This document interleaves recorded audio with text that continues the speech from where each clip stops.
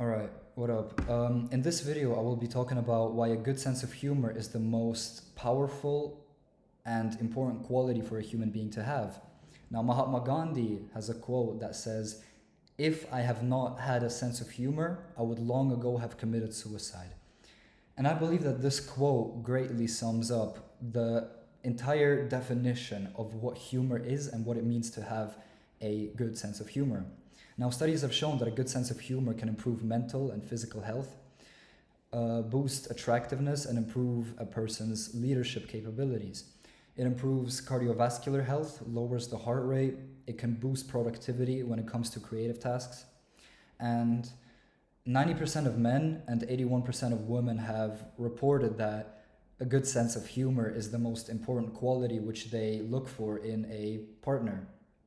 Now, in this video, there are three aspects into which we can break down what it means to have a good sense of humor, and that would be relief theory, superiority theory, incongruity theory. Let's start with the most important one. According to my opinion, that would be relief theory. Now, this theory argues that laughter releases psychological stress, which can allow people to release blocked emotional energy. As you know, laughing at something misfortunate, for example, in such a situation, there's a lot of negative energy that gets built up in a person, and laughter and humor allows you to express certain blocked energy, certain energy which a person may desire to release but doesn't have an outlet to do that. Somebody with a good sense of humor and the right joke may come along and allow you that temporary escape, which is healthy because storing up emotions, whatever it may be, is a form of suppression. It goes inwards, and there are negative long-term effects, right? It can lead to certain damage in the organism. Now, laughter can be used to overpower the negative emotion, therefore giving you and the people around you a escape from the situation, which is something that you see in soldiers because they develop something called the hangman's humor, which is basically a natural coping mechanism that allows them to keep functioning in otherwise unbearable surroundings. And that's explained in a way that the more tragic and deprived and sad and miserable and dangerous the situation is, the more humor is required, the more it is valued and needed, because otherwise, without it, you may simply go insane or enter a very dark negative state. Mark Twain said that humor is the great thing, the saving thing after all. The minute it creeps up, all our hardships yield, all our irritations and resentments flirt away, and the sunny spirit takes their place. Now, that's exactly what I just explained. Somebody with a great sense of humor may come along and offering everybody in an unfortunate situation a temporary escape. And that is so important because life is not easy at times. It guarantees death, at least. It guarantees suffering. So a person who is able to release other people of that suffering, at least temporarily, is very valued and loved for this quality. And because they simply keep you sane, they give you hope where there is none, right? And it's like literally breaking the matrix. It's breaking down the barriers which are placed upon you to not experience happiness, right? It basically breaks down the barrier of what you're supposed to be feeling right now. Now, humor, from what I've noticed, allows you to not get punished in a certain way. It allows you to kind of sneak through life in a weird way. I was in the military, and you know how there's like a big social hierarchy, like there's a big hierarchy thing in the military. Like if you're a soldier, above you there's a sergeant, lieutenant, upper lieutenant, mayor, whatever. I was once with like 200 soldiers in basically a big hall, and there was like a mayor who's just the super important, tough, important guy, and he was giving some sort of lecture. He He was giving some sort of lecture for like an hour. Everyone's just bored out of their mind. 200 people are just completely bored. They're suffering. They're just drinking Red Bulls and putting nicotine pouches under their gums. And what I see by the, 50th minute is that literally everybody's suffering. People are tired. Everyone's just not having it, right? So the mayor made a crucial mistake by being in the same territory as I am, by stating the fact and informing the 200 soldiers that next week we are going to be donating blood, right?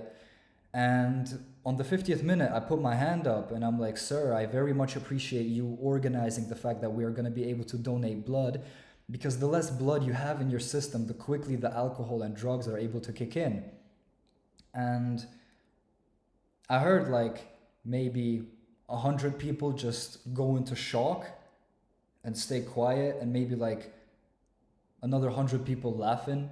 So the mayor himself, I could see it in him, like the super important guy, that he found it funny, right? And it is his job to sort of punish me, because if he doesn't, then that behavior is going to be continue to be allowed. But I knew that if the joke is if it's like so good that he himself laughs, he himself is kind of entertained. Sorry for my alien ringtone, but he is unable to punish me for making an unnecessary comment, at the wrong time or whatever. So it really allows you to kind of operate beyond the matrix, beyond the social norms, and you can get away with it as well, because who doesn't like a funny person? Now,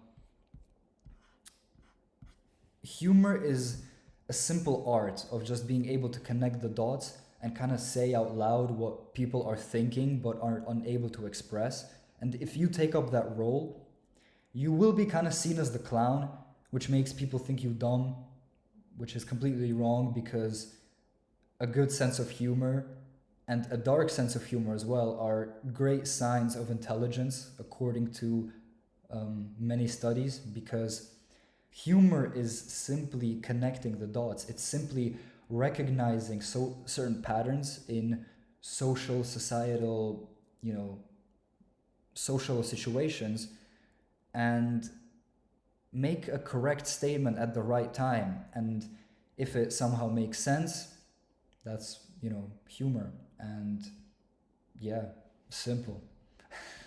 Now, there's the superiority theory, which was first formulated by Plato and Aristotle to explain a specific kind of humor where we laugh at someone's misfortune. Now, according to this behavior, an individual is able to declare one's superiority over another and bring another person down, because laughter is used in a mocking manner to gain power. And this instrument is definitely powerful, but not recommended, because if you truly are a master of what it means to have humor, if you've truly found your craft, found a way in which it works for you, and developed it and practiced it, and genuinely became good at it, in a certain social situation, if you beefing with somebody and you're able to make a sort of joke or a comment regarding that person or a certain activity they partake in or a certain behavior they do, a certain belief or argument they have, you kind of just break down a part of their identity. And if you do that in a large group, you basically have like 20 people who are now laughing and helping you steal all that person's aura, which kind of defeats your enemy. This is modern warfare. This is the, modern battles we be having. But yeah, you don't know how powerful that is. It's definitely OP, but it's not recommended because it doesn't feel good. You don't know how you influence that person and make someone else feel. And overall, it's not the right way to go about things. If it's, it's definitely better than going into physical battle or starting, getting out the swords and the guns and bazookas, but still it can cause certain damage. Not recommended. Incongruity theory argues that humor arises when two contrasting, distinct ideas are mingled together, which means that, yeah, as simple as connecting the dots, making something make sense that usually shouldn't, or, yeah, just kind of breaking down the matrix. I don't know if I am able to explain that in the best way, but if this makes sense, it makes sense. Now, how does one develop a sense of humor? It is not something that you can easily acquire, right? Wait, I mentioned how you can steal aura, but I'm gonna talk about how you can gain aura. Another story. Now, in the military, I was a breacher, which means that I worked with explosives. So you basically, what we would do is like build bombs, stick together TNT and C4, make an explosive, attach it to a wire. I'm not gonna teach you how to make a bomb, not in this video. For the full tutorial of how to build bombs with Nikita, you're gonna have to subscribe down below. That's for a later video, but I'm gonna try to explain how to build a bomb without explaining how to build a bomb in this video. We would basically, yeah, take it out, like tie it to a tree, go back into, you know, our space where we're hidden and safe, blow it up, and 400 grams, it hits like crazy. There's like a crazy shock wave. You can literally like feel it in your balls. It's incredible. It's super loud. It's just, you know, it gets your testosterone going. It's fun. Highly recommended. With a supervised, licensed adult, right? We do not condone the building of bombs on this channel. But where I was going with that is that usually we got to do 400 grams, but this one time they allowed us to do 3 kilos, right? And 3 kilos hits so much harder. And we blew it up. It created like a 2-meter hole in the ground. And then the lieutenant is there, maybe 10 soldiers around. And I was like, "Sir Lieutenant, the worm community is not happy about what we are doing over here." And that kind of broke him down because he found it funny, you know, there's like a 2-meter hole from a 3-kilo dynamite explosive in the ground. And I'm talking about how the worms are unhappy. It's kind of funny in the moment, you know. And it definitely gives you aura when you're able to make a lieutenant laugh, and there's like 10 other soldiers that notice the fact that you were able to break down his mask, because a lieutenant is supposed to be an authority figure for us, is supposed to remain like super tough and stoic and, you know, poker face, what color is your Bugatti, that sort of vibe. But I was able to break it down multiple times, and it's a skill, it's an art form, which is just something that you have to develop yourself. I remember when I was 10 years old, over the summer holidays, I would have a journal where I would write down like jokes that I found on the internet that were funny from a 9-year-old's perspective. And then when I came to school, there was like a performance where you could present any sort of project. And what I did is I read out these like jokes in front of a crowd of like maybe 50 other students and like teachers and stuff. And I did that for like 5 minutes straight, and not a single person laughed once. I was trying to be funny for like a good 5 minutes in front of like 50 people, and not one person found it funny. And you know, that's just something you gotta go through. It's just part of the grind. It's part of the process. You don't become a wizard without spending 999 years meditating on top of Mount Fuji, mastering the 7 arts of Aikido, and gaining an understanding of the 12 laws of the universe. It just doesn't happen that way. You know, you gotta put in the work, put in the hours, and take what's ours. Right, so where was I? Yeah, it's just something you have to experiment with. It's something that you have to develop. You have to go through the trials and tribulations. You have to go through failures, get back up, and continue perfecting your art. And you have to really try a lot before you master what it is to be funny, right? And how I believe you can genuinely be funny in the best, most authentic way is by being the most authentic version of yourself. It's just by being your true being and expressing the things which you're genuinely thinking, you know, because everyone has like a dark side, everyone has like a messed up side, you know, like a side that's not maybe the most socially acceptable, that sort of vibe.